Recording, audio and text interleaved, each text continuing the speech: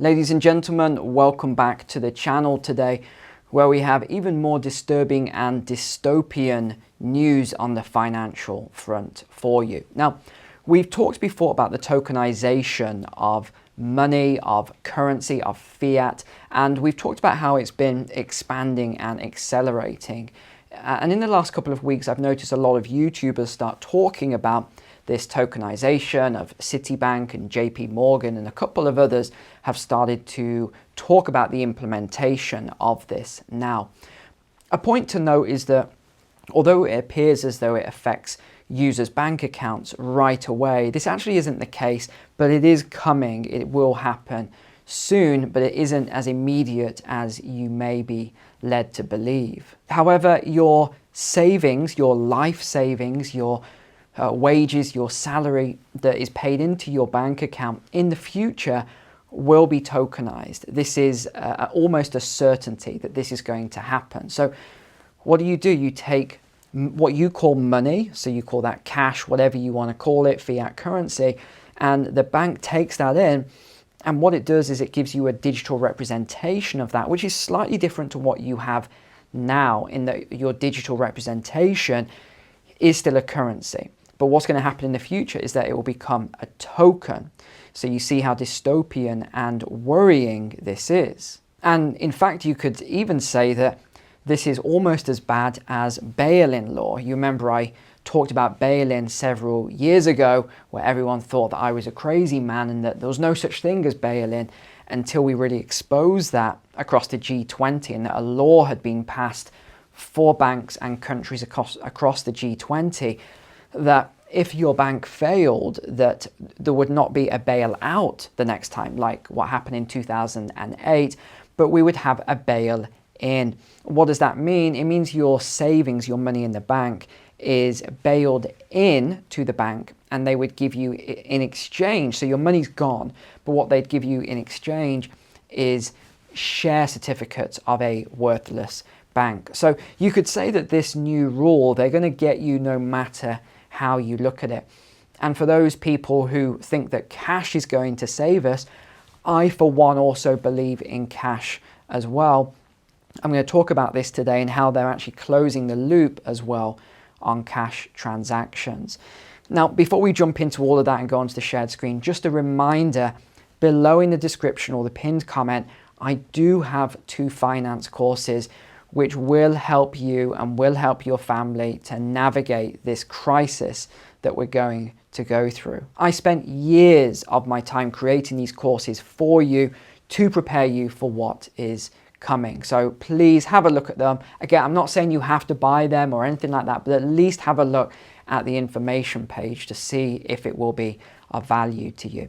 So let's go onto the shared screen then, and let me talk you through what is happening here. We're going to jump through Canada, the USA, Australia, and the UK, but this is going to go global. So let's begin with Canada then, where Canada is the top country in the world right now embracing cashless technology, but it's not without risk.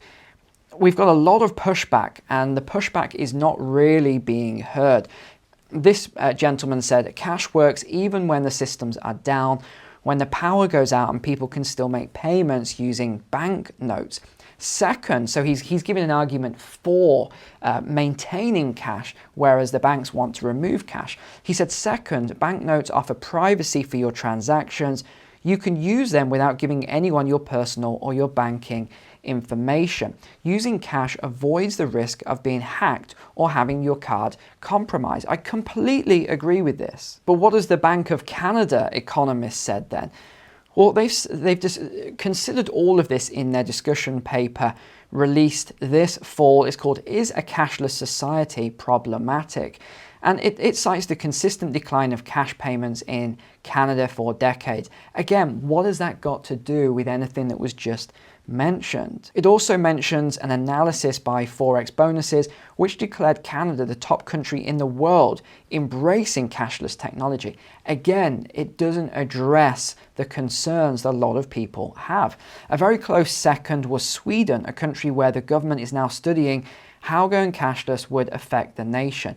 Now, would I listen and take these 2 countries as an example? No, I wouldn't. But of course, they try to emphasize things like this: the future of digital payments. An associate professor, they have to use the word professor, of finance at the University of Toronto supports the initiatives and believes in a cashless society. I would really appreciate it if cash would go. I think it's inconvenient, said Park. Well, so what? They also cite all of these surveys. Canada pushing towards a cashless society with a 70% drop in cash transactions by, of course, we know the year 2030. By 2030, cash purchases will make up only 10% of money spent in Canada. Well, again, that's still a very large amount. And they're comparing this to 35% since 2014. Again, they've done all these studies, which they are manipulating the data on these studies. Of Canadians 18 to 34 years old, 25% agreed they preferred paying with a mobile wallet. Age 35 to 44, 23.5% agreed they preferred paying with a mobile wallet. And these numbers decrease with age. 45 to 54-year-olds, it was just 18.3%. 55 to 64-year-olds, just 10.4%. And 65 plus is 5.8%. Now, you'll see why this number in particular is so crucial in a moment, because of what the UK is making up. And they really are making this stuff up as they go along. We also have this over in Australia. Australia is having major issues at the moment because Australia wants to be completely cashless by 2026. That is not far away. You are within 2 to 3 years, and you have Macquarie Bank here phasing out cash by 2024. So even sooner. Now, let me just give you a little bit of information on this Australian bank here. Macquarie Bank in Australia plans to eliminate all, keyword, all cash, checks and phone payment services between January 2024 and November 2024. So what's that? October, November, December. You're basically, it's beginning in 3 months' time, just over 3 months' time, and this will run through to November of 2024. This will affect all Macquarie banking and wealth management products, including pensions and super accounts. Even automated telephone banking services will be discontinued by November of 2024. I mean, they're really tightening the net here. Customers will lose the option to deposit and withdraw cash at any National Australia Bank branches by November of 2024.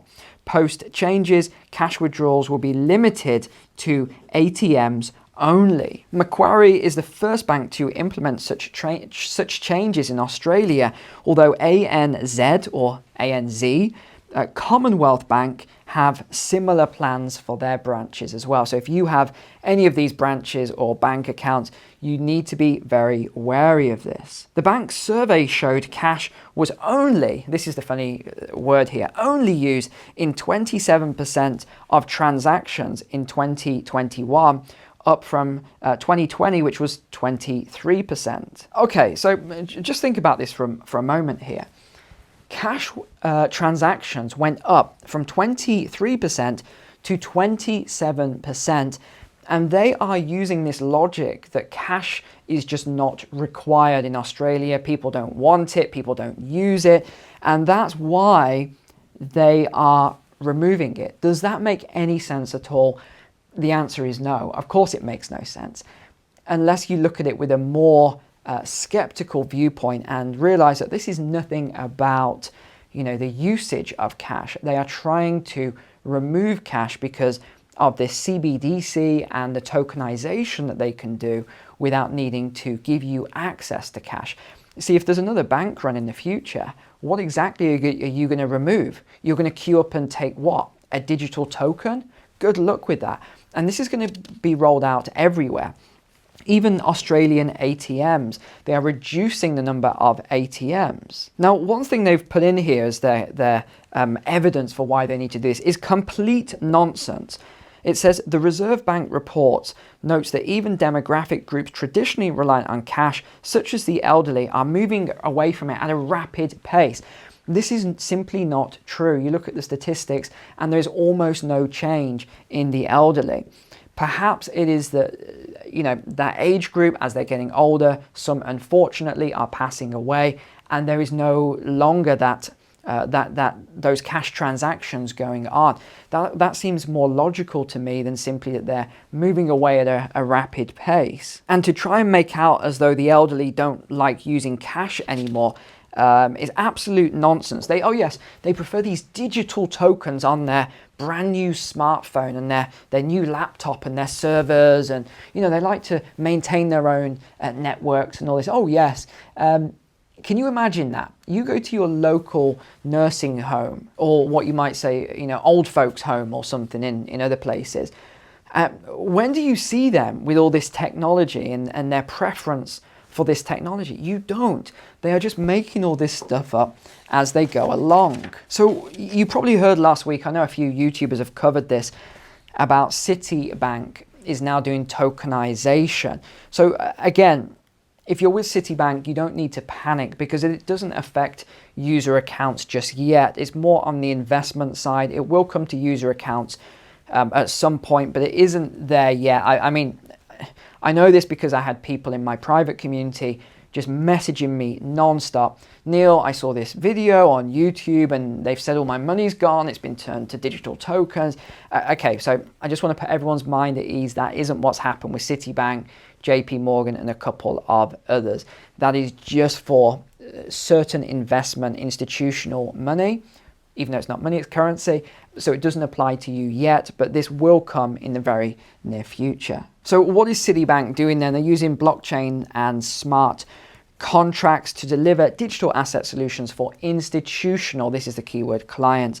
They're utilizing programmable transfers of tokenized deposits, keyword, and smart contracts for instant payment. So if you understand Bitcoin, Ethereum, it's similar to that. That's all you need to really think about.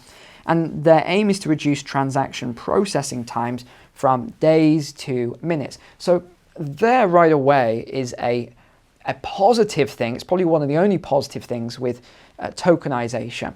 But I know that whenever I've received payments from the US, sometimes it's taken 5 days to clear. It's like going back to the Stone Age with some of these payments. So at least now with smart contracts, it can be done in seconds actually, but there's AML and other things they have to go through. So this becomes minutes. So it's probably one of the only positives to this coming down the line. Now this is quite interesting. They are forecasting 4 to 5 trillion US dollars of tokenized digital securities and $1 trillion of distributed ledger technologies, DLT based finance by key year again 2030. But it's not just Citibank, it's also JP Morgan. So you've got the JPM coin you've probably heard about.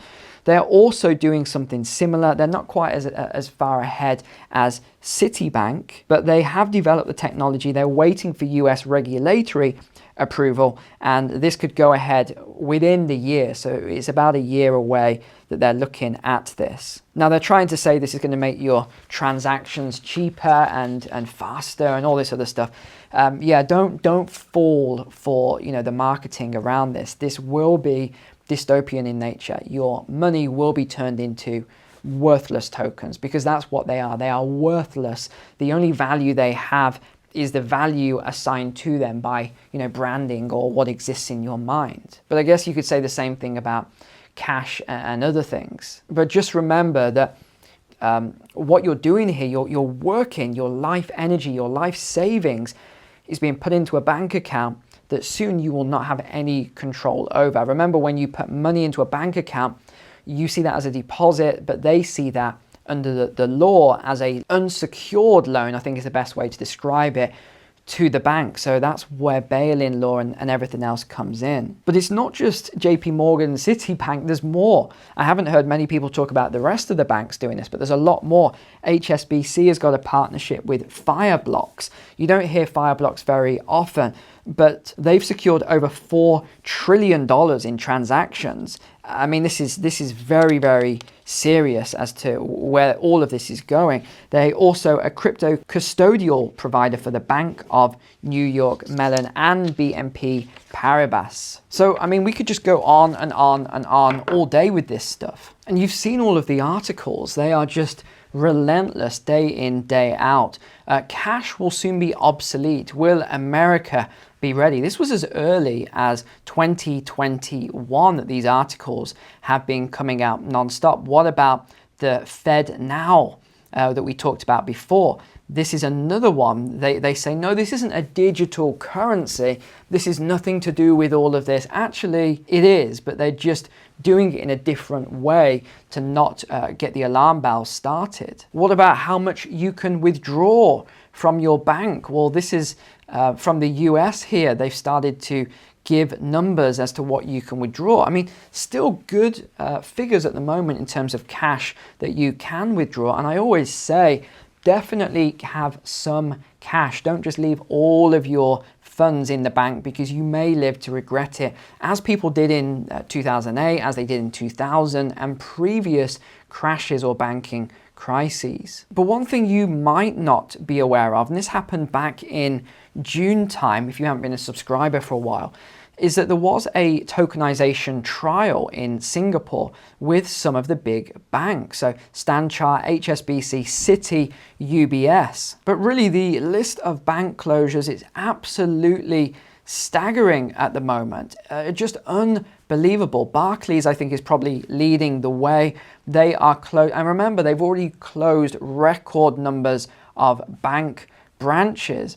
Or you have Barclays, HSBC as well, record numbers, Halifax, RBS, Santander. I mean, this just goes on and on and on. But I will give you some good news, actually, and that is that cash payments have risen in the UK. Yes, that's right. They have rose by 7% since last year. And again, there's a lot of articles around this, and they're trying to say that this is from people budgeting and the cost of living crisis and all these other things. No, that's not the reason for it. The reason that people are using a lot more cash now is because of the campaigns. It is because of social media influencers. It's because of people that have some sort of influence now. It's because of you as well. You know, people like myself and other people, we can only spread the word to use cash before it's gone. But simply by you using more cash, telling your friends to use more cash, alerting them to the risks of these central bank digital currencies and these tokenizations of your life savings or your salary every month, which of course is going to merge into the dystopian. You know, they've already told us this. This isn't just us coming up with things here. They've already told us that they will be programming the currency. Originally they said they wouldn't. Now they are going to program the currency. I don't think this is just going to be the central banks. I think if the commercial banks now are moving towards tokenization, they're also going to put some sort of a programmable nature into it. So you've got to be prepared for these things. I'm actually just writing a post at the moment for the private community, for those of you who are members, just talking about CBDCs, alternative countries, how to actually avoid this if it finally does pass. Because the last thing I want for me, for my family, is to be trapped under these dystopian measures that I'm pretty sure are going to come down the line. So I think I'll leave it there for today. I've already given you a lot to think about. Just a reminder about my 2 courses and of course my private community if you're not a member. Other than that, take care. God bless you. God bless your family. And I will see you all tomorrow.